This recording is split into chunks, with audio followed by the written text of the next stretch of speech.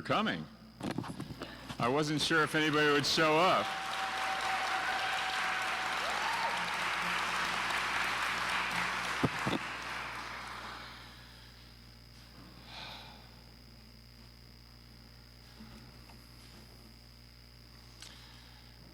Well, really, thank you all for being here today. This will be my last address officially as mayor, although we do have some business to take care of this week. I do want to acknowledge the presence of my family and friends and my colleagues. I greatly appreciate you making time to be here today.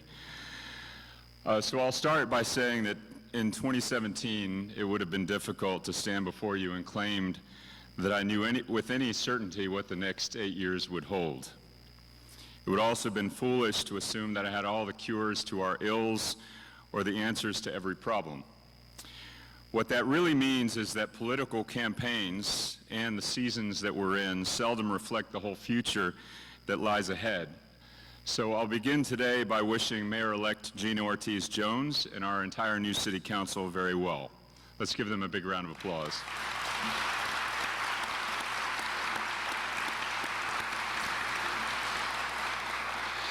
And most importantly, under their leadership, I wish for our city of San Antonio to continue its steady march toward a more resilient, prosperous, and equitable city for all. Rarely do you get to choose your battles in life, but you can choose how you respond and who you respond with. It's comforting to know that with all my heart, that in San Antonio we always responded together. It makes leaving this office easier than you think. We are a city that believes in everyone, no matter what, and believes that everyone is deserving of dignity and respect, and that everyone deserves a chance. A city that lives by Cesar Chavez's words, we cannot seek achievement for ourselves and forget about progress and prosperity for our community. So I'd like to take the time to highlight how this community realizes that progress and prosperity by consistently showing up as a force far greater than the sum of the 1.5 million residents. I entered this building, believe it or not, as a relatively young man. Since that time, this nation has grappled with over a decade that pushed the American dream farther out of reach for working families. But it was a scrappy city in South Texas, one in which more of those families already began well behind the starting line, that has stood unified to say, to hell with narratives, let's do something about it. So as poverty rates have risen sharply in other parts of the country, San Antonio's has started to fall. As unsheltered homelessness surges in cities around the world, San Antonio has brought more of its people under safe roofs. Violent crime is down and great jobs are up. Even still, we know that the work has just begun. Poverty will take generations to heal. So long as there is one resident without a home, there are still more homes to repair and to build. Wages have risen, but not yet enough for a modern city. We will close our last coal plant well ahead of schedule and have become the #1 solar city in the state of Texas, but like it or not, our region is growing and our air and water are never free from threats. We continue to weather the state and national politicization of disease, gender, autonomy, and the simple freedom of choice. We all deserve to live our lives how we want to live them. And until all are able to do so, the work must continue. It does remind me of something I saw in a recent news article that suggested that my legacy as mayor appears to be unfinished. And to that I say, well, yes, that was the point. Really think about it. Voters in our city collectively said yes to the city's first ever affordable housing bond and rapid transit lines for the first ever time. 8 more years of an expanded pre-K for SA, and over $1 billion in new neighborhood infrastructure projects, and the nation's largest city-funded job training program. We broke ground on the Alamo reimagining and doubling the size of our airport, and we helped Alamo colleges become tuition-free, while charting a new path for downtown that's the envy of the world, all within the last 5 years. So yeah, pardon the dust, but we are busy building the best damn city in the United States.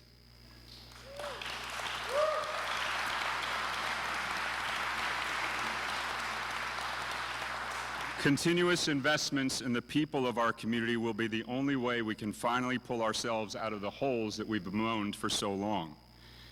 But we should be proud of the work that we've accomplished together over the last 8 years, and I do want to emphasize that it has been together. So to my council colleagues, it takes a majority of this body to do anything transformative. We've built a legacy together that is yours to own. It's been a privilege of a lifetime to serve with individuals who bring an honest passion to public service. Councilmember Rocha Garcia, your steadfast commitment to your residents, addressing healthcare inequities and creating affordable, sustainable developments presents some massive shoes to fill. If any new council members need some tips on how to be prepared for the work on that dais, look no further. We have high hopes for Councilmember Munguia to carry on your studious, thoughtful legacy. Councilmember Castillo, I didn't always recognize when, or frankly why, we were sparring, but I've always trusted your instincts and heart to be pure. Thanks for working with me to realize a new era for affordable housing, and I can't wait to see you continue to work to ensure real security for San Antonio's working families. Councilmember Villagran, Phyllis, I am just so grateful for a colleague who doesn't hold back. I've learned this over the last 12 years. It is impossible to omit or forget the South Side when there is a Villagran on the dais. And to be honest, the North Side deserves to hear it from you every so often. I hope you'll count on me as an ally and a friend as you build a more sustainable future for District 3. Councilmember Cabello-Havrda, it's been great working with you over the last 6 years. The community will remember you for your commitment to transparency in our public safety policies and for your willingness to engage our community on some of the most pressing and difficult issues at City Hall. Councilmember McKee Rodriguez, I have really enjoyed our one-on-ones. You are a genuine article, and the regular exchange of ideas has afforded me the opportunity to learn from the next generation of leaders. I am confident that the East Side has a serious champion as you tackle tough questions and conversations over the years. Councilmember Kaur, you were the first in line to tackle the orange cone epidemic head-on. Your bravery and eagerness to learn are a potent mix for a public servant, as is your ability to become a veritable expert in almost any policy that hits your desk. I'm looking forward to the next 4 years of you stewarding our center city. Councilmember Aldrete Gavito, like Councilmember Kaur, you've picked some of the toughest issues in our community, especially as you work to mitigate our community's stray animal population. I'm grateful for your commitment to our first responders, and you do make your family's legacy proud. Councilmember White, while we often disagree, you've shown that you bring an open mind to your work.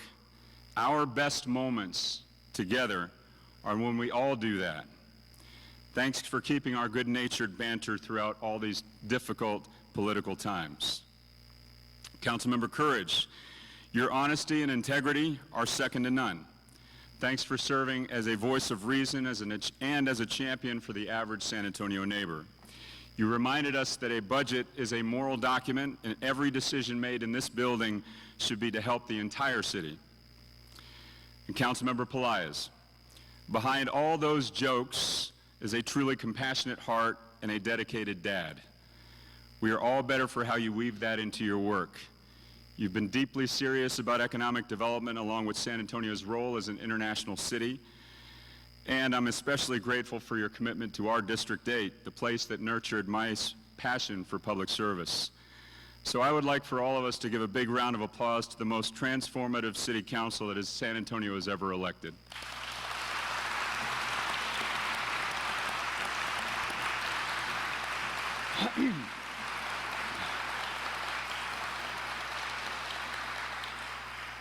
But what good is our vision if the organization can't put it into action?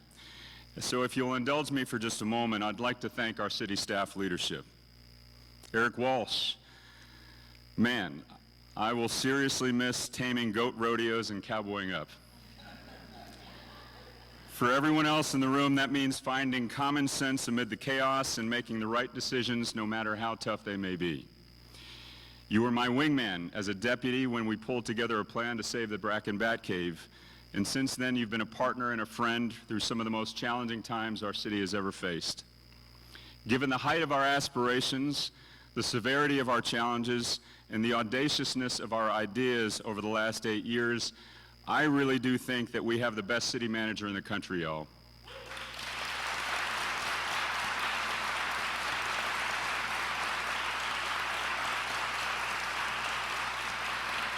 So Eric, please tell Sandra and the kids that we were grateful for them too. To Maria Villagomez and her teams, where would we be without you? The answer is nowhere. I know that leaders in City Hall sometimes measure their dedication by whether or not they stayed as late as Maria that day. But there is really no way to measure how efficient, diligent, or responsive she has been throughout her remarkable career. So thank you, Maria, for your endless reserves of professionalism and candor, and most importantly, your compassion.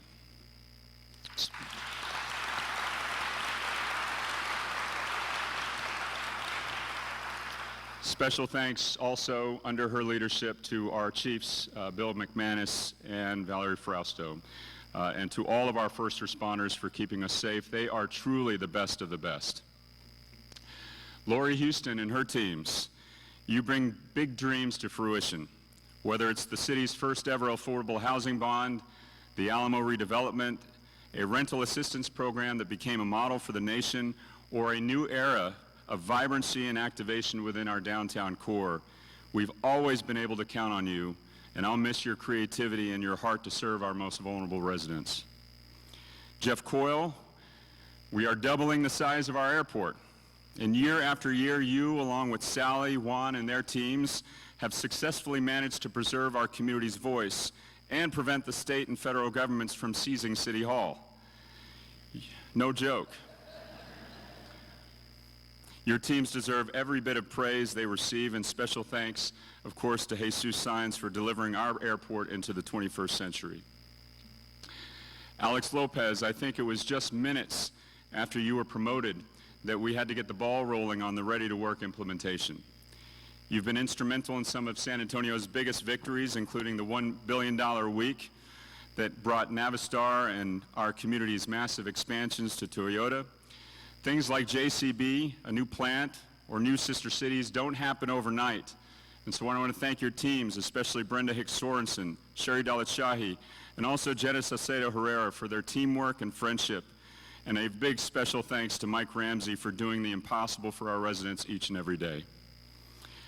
John Paterick, we miss you, John, on our side of the second floor, but it's been great watching you adapt to a role that is no easy job. But now that I'll be driving again soon, I look forward to texting you about nuisance construction zones. Thank you for everything that you've done for my office and for the city and your roles in the city manager's office. I did see David McCary. I still see David McCary. I've appreciated the opportunity to work with you and your deep dedication to the UNCF. Your commitment to your employees is unmatched, and it's been an honor to watch you rise through the ranks. I'll miss the guy with the best attitude in the city.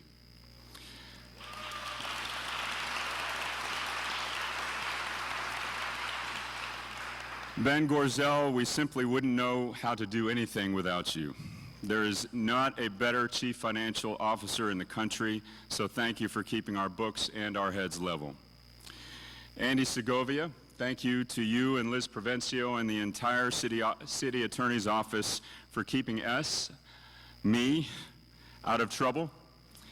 You have always been focused on doing right, not just being right. And that is a blessing to every single resident of the city of San Antonio. I will miss seeing your dedication to the law and to our community every day. And to Emily, Megan, Joe Frank, Ashley, Lorena, Cindy, Joanne, and to the 13,000 plus employees within the city of San Antonio and this organization, thank you for putting your heart and soul into this community around the clock. We truly have the best workforce of any city in the country.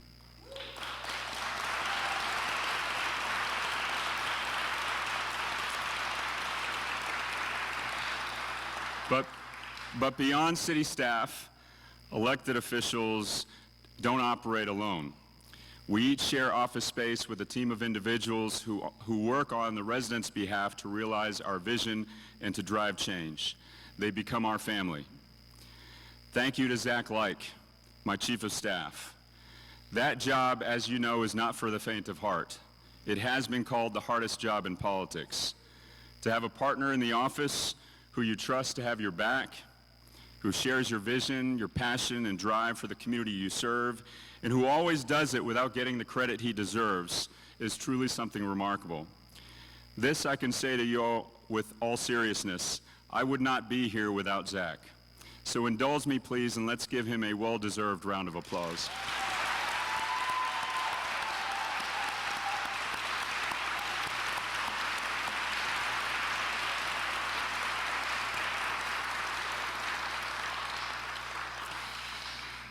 And by the way, to Peter, he's moved on, to Joe, Gus, to Aaron, and all the past and present members of the executive detail team, thanks for literally having my back. And keep on rocking, fellas. You know what I mean. Alice Aguirre and Jackie Bolds, they were two of the first hires I made in District 8 and have been my guardians ever since. Between the two of them, they have almost 90 years of service to this city. 9-0. I'm grateful that they decided to postpone their retirement to keep serving me, alongside me. Same goes for Bruce Davidson. You know he's a former newspaperman and agreed to unretire to be my communications manager. But honestly, he's been so much more than that, including a mentor, a historian, and a counselor when the occasion called for it. Thank you, Bruce.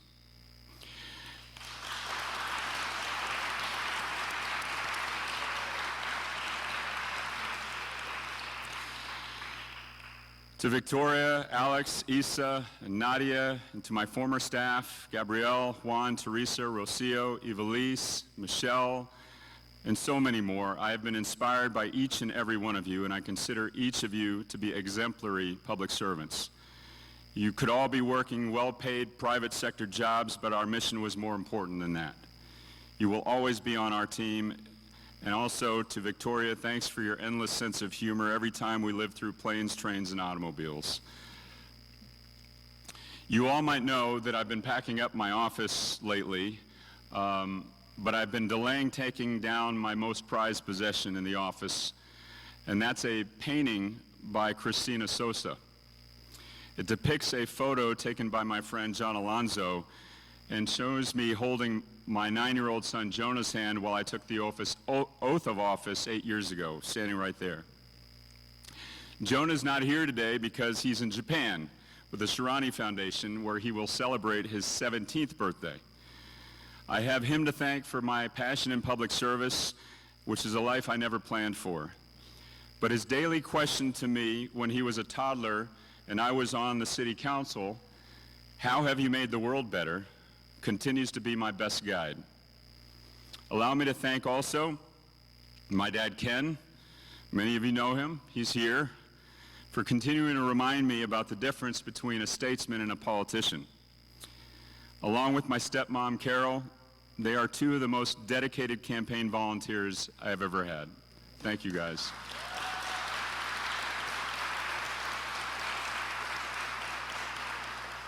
And to James Lee, James and Anna, thank you for being there for me.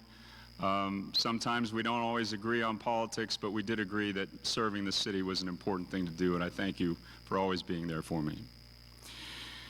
And to Erica, what can I say? I'm grateful that this city has slowly but surely gotten to see the relentless passion and fearlessness she has for the people she loves and for our entire village. And it may sound ridiculous, But even as mayor of the 7th largest city in the United States for the last 8 years, every day I'm still the 24-year-old newlywed trying to make his wife proud when he gets home. Erica, I love you.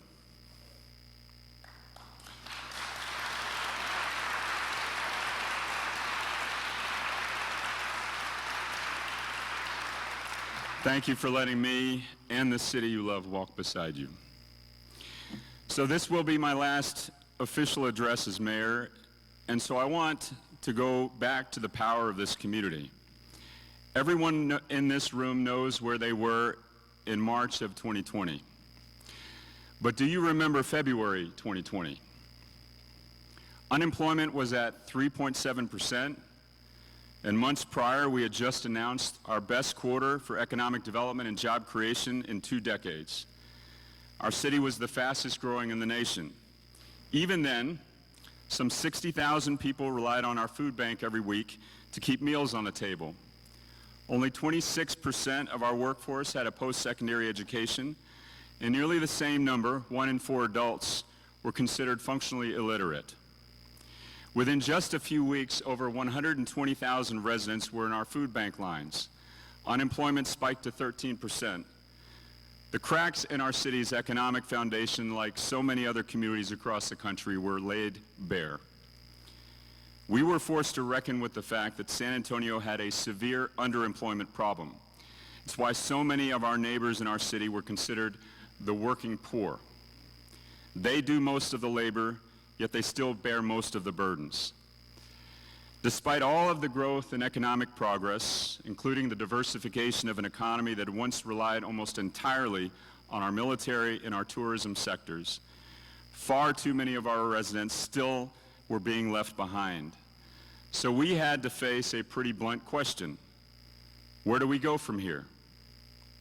In short, what we have shown in San Antonio is that you bet the farm on the potential of the people.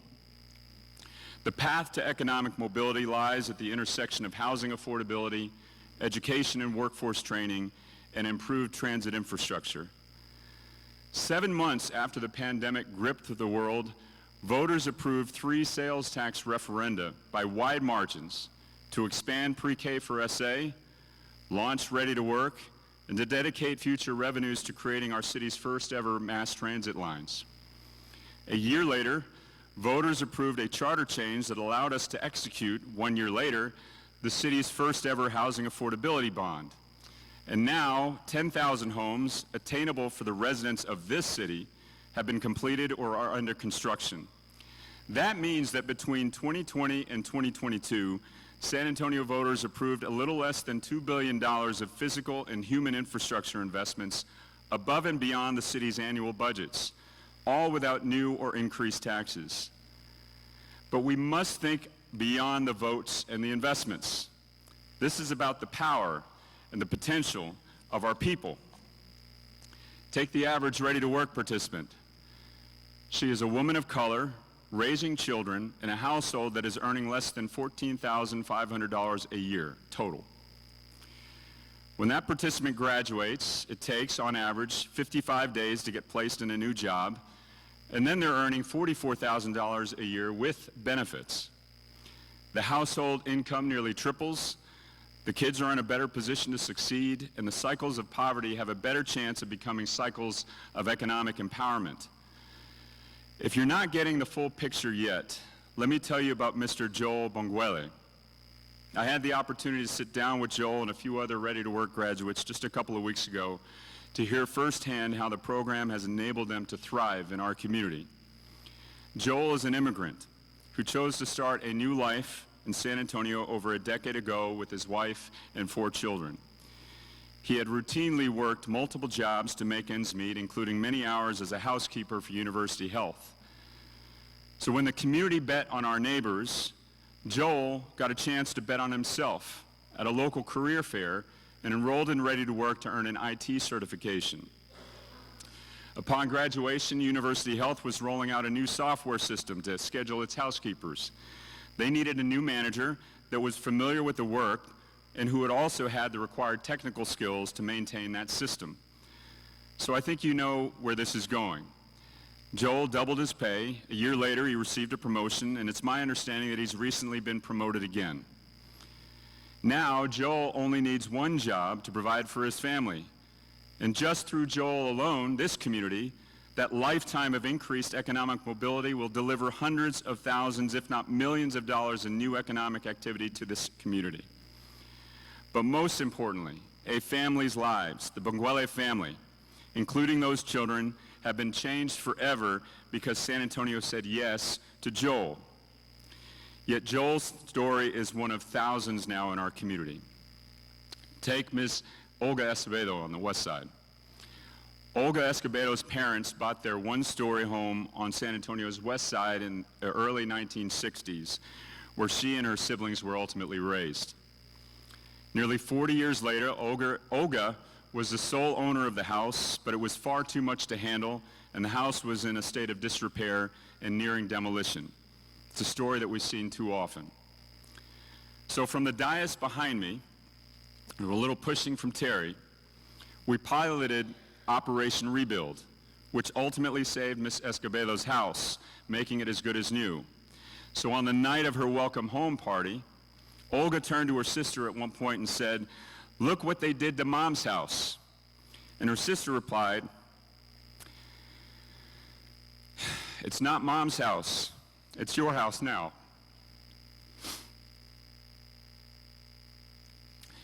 These stories highlight the full power of our community. Whether you're a multi-generation San Antonian or looking to build a better life within our city, we trust you, we care about you, and we're going to bet on you every single day. So thank you for believing in the potential of our neighbors. Thank you for hiring our friends. Thank you for building homes for our families. And thank you for betting on me all these 8 years. Because it's the raw talent in our community that has always lived within San Antonio. We just needed to give our neighbors their shot. So let's keep doing that.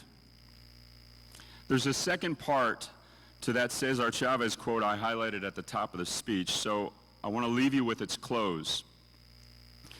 Our ambitions must be broad enough to include the aspirations and needs of others, for their sakes and for our own.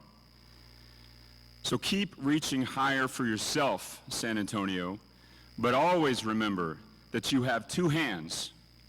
It costs nothing to reach out for a neighbor, but it could mean everything to our community. So thank you to my friends, my family, for always having my back.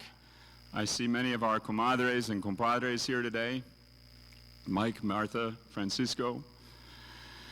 Thank you for always lending a helping hand, and thank you all for the privilege to serve. San Antonio, si se puede. God bless you all.